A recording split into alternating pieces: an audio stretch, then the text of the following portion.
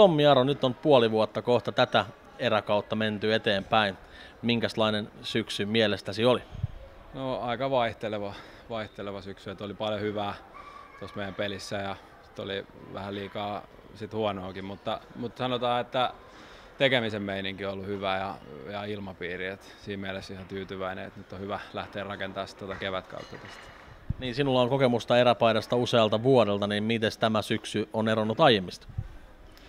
No aika voisi sanoa jopa, että vähän samaa kaavaa noudattaa, että aika vaihtelevaa. No toki ehkä tekemisen meininki on ollut siinä mielessä, se on ollut niin kuin parempi, mutta tämä pelin laatu, niin se on ollut semmoista vähän ylä- ja alamäkeä, mitä tässä nyt on useampi viime vuosi eränkaan ollut, mutta ehkä me tänä vuonna saataisiin tuonne keväälle semmoinen hyvä nousu päälle.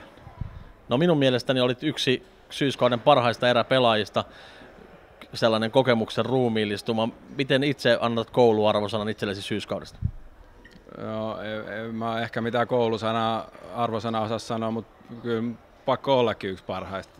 Et sitä itseltä otetaan, niin täytyy vain yrittää vastata siihen huutoon, mutta on se itselläkin ollut sitä ylä- ja alamäkeä, että ei ihan täysin tyytyväinen kyllä voi vielä olla. Miten arvioisit teidän ykkösviisikon peliä ensimmäisen puolikkaan ajalta? Ylä- ja alamäkeä on ollut sekin. Alku oli tosi hyvä, sitten tuli vähän lamaannusta, vähän rikkoontukin siinä, kun Roosendahl loukkaantui ja itse oli vähän sivussa ja näin, mutta ehkä se tästä taas, tai ei ehkä, vaan tästä se taas lähtee sitten parempaan nousuun.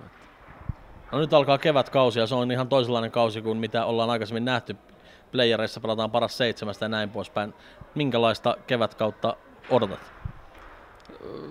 Ei ole jotenkin vielä sille ajatuksissa toi kevätkaus tietyllä tapaa, että nyt runkosarjaa kuitenkin on vielä niin paljon, tai kevätkaus on mielessä joo, mutta ei ehkä playerit ole vielä mielessä, että kun ei ole millään tavalla edes varmaa, että sinne mennään, että jos otteet jatkuu samanlaisen ja pelataan noin pahasti ristiin, niin voi käydä ihan mitä vaan, mutta totta kai siitä lähdetään, että parannetaan ja yritetään ihan sinne kotietuun asti sit päästä, mutta ei siinä mielessä vielä playoffit ei ole yhtään vielä ajatuksissa että tässä kohtaa. No syyskaudella kaikkia vastaan pelattiin. Jäikö sellainen kuva, että erällä on mahdollisuus mennä sinne loppuun asti? Kyllä jäi siinä mielessä, että kyllähän tuossa takamatkalla ollaan vielä tiettyihin joukkueisiin, mutta kyllä se pelien sisällä on sit osoitettu se, että pystytään kyllä haastamaan, mutta ei ole vielä ihan se 60 minsaa riittänyt, mutta tässä on vielä monta kuukautta aikaa tehdä töitä sen eteen. Et usko on kyllä kova joo. Jos katsotaan syyskautta ihan peli peliltä, niin oliko jotain otteluita, jotain hetkiä, mitkä sinulle on jäänyt erityisesti syyskaudesta mieleen?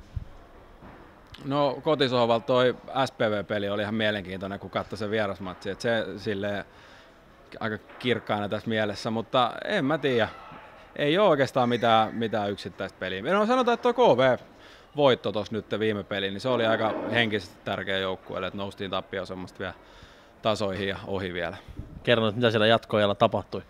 Tehtiin maali. Oikein. No mennään nyt kevätkauden ensimmäiseen peliin. Oulus tulee vastaan lauantai-matsissa. Minkälainen peli on, kun päästään pitkästä aikaa irti? Toivottavasti semmoinen, että olisi hyvin levännyt joukkue meillä tässä ja olisi niin kuin päätkin olisi saanut vähän lepoa ja olisi semmoinen freessi meininki, että jalka liikkuisi ja ajatus liikkuisi. Toivottavasti sellainen peli olisi tulossa.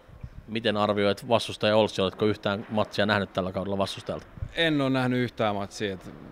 Ilmeisesti aika hyvin on pelanneet. Taisi Oilersinkin voittaa tuossa vieraissa. Varmaan aika tiukka vääntö tulossa.